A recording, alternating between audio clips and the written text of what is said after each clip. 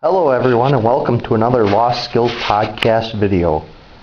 I want to start out today. This is going to be a video on a power hacksaw. A lot of you don't know what a power hacksaw is. I don't blame you. They're pretty old technology. Now I was looking them up on YouTube and stuff, and I was going to actually build my own power hacksaw, and I was going to use regular hacksaw blades, but then I went to a yard sale and I found these. And then you can look. It's this power hacksaw blade. They're a lot bigger and thicker than a regular hacksaw blade. I bought all these blades for $2. Now I looked this blade up on the internet. They're about $10 a piece. So right there's about 30 blades, about $300 worth of blades. So I figured I'll make my power hacksaw run on these. Well, I was talking to a guy at work about what I had found at the yard sale and stuff, and I had told them about wanting to build a power hacksaw, and he says, why don't, kicked my floor jack.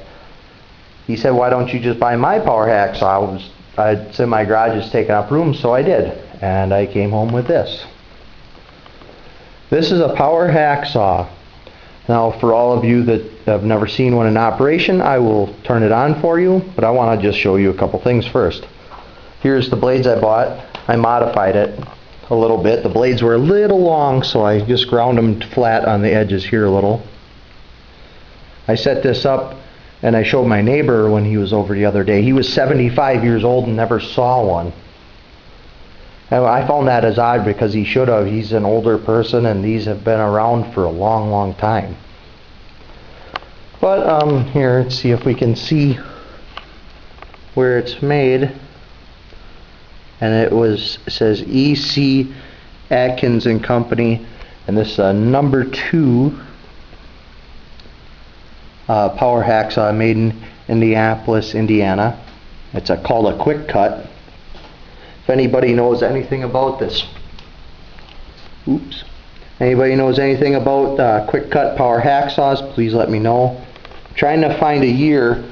The only thing I found is it says B1 here, but there's no date that I found so far. And here's the vise. It's just like a simple pipe vise. You can't turn it or anything. This arm, let's see, I think I gotta zoom out a little. Nope. This arm lifts up. I'm holding it up with my hand. Then you just lower it down on the work when the machine's running. So I'll flip the switch on. The motor setup here is kind of a little hokey.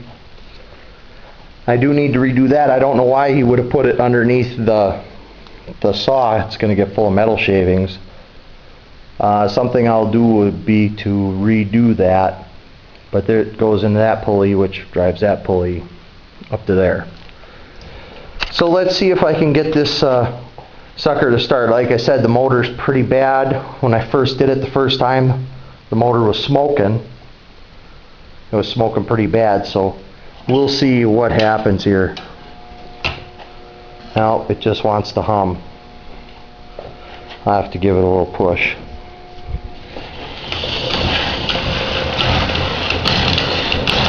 And that is my power hacksaw in operation. And I'll kind of get in close so you can see. That's what makes it actually oscillate. It rides on this guide bar. Now this piece of metal will take about 5 minutes to cut. That's a piece of 2-inch by 2-inch angle iron that's been welded together. It's kind of chattering a little bit. I think I actually need to either put a bungee cord to help pull down on it or maybe not, but you can see it's actually made quite a bit of progress. I'll walk around the back side.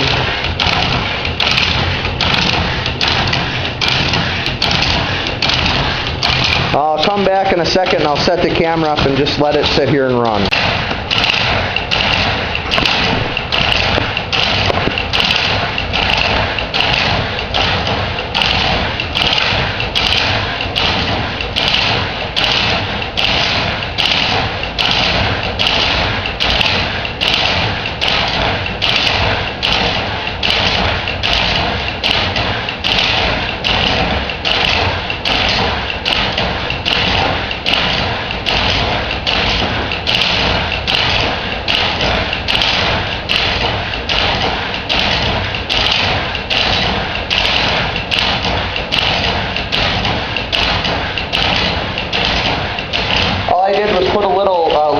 combination with some 80-90 weight gear lube to try to help take care of that chatter. It seems to help. I have plans in the works to make something to drip 80-90 weight onto the saw blade while it's going. You can see right now we're pretty much through the piece of material. It's probably going to be another minute or so. But I had only probably run it for my neighbor for about 30 seconds before I started this video, so this is pretty much an accurate representation of the drive time. Now, I wanted to buy a regular bandsaw like everybody else has, but then I kind of thought to myself, well, that's not very Lost Skills podcasty, I guess, of me. And I kind of thought that I would like an older piece of equipment. Besides, an old piece of equipment like this that you can save from the scrapyard, they're kind of beautiful to watch, actually. I kind of just enjoy the fact that I saved something like this from the scrap iron heap, which is probably where this may have ended up. The person I bought it from said it was his grandfather's power hacksaw, and he's probably in his 50s, so how old his grandpa was when he bought it, I couldn't tell you. But it is a nice piece of equipment just to sit here and watch it go.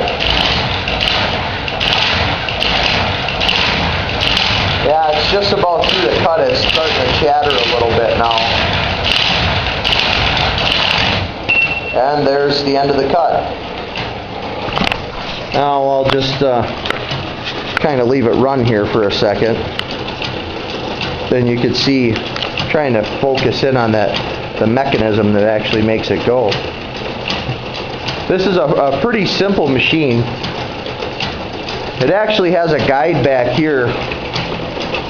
Now it's kind of hard to see, it's dark, but this arm sits up on here. I can lift it up.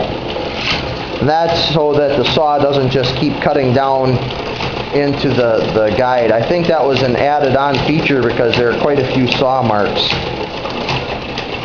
And let me turn it off. Like I said, there are some things that need to be done with this power hacksaw. I need to change this motor here for one. I need to flip it to the other side. I tried rotating it both ways, and it doesn't seem to matter which way the motor runs to affect the cut. Let's see, I'll turn the wheel here, and you can see this in a slower motion anyway.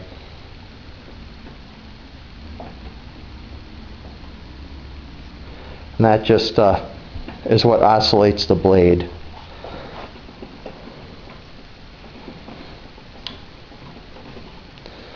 Now for the price on this, regular bandsaw, chop saw that you can buy at Harbor Freight, I think they're around $300. I'm not entirely sure.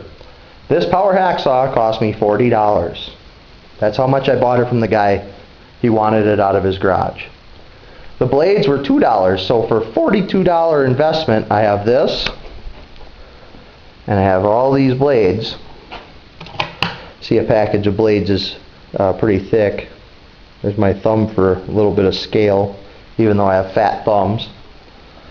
But I don't think you can beat it, and you know, like I said, it's kind of sweet to save a little piece of history.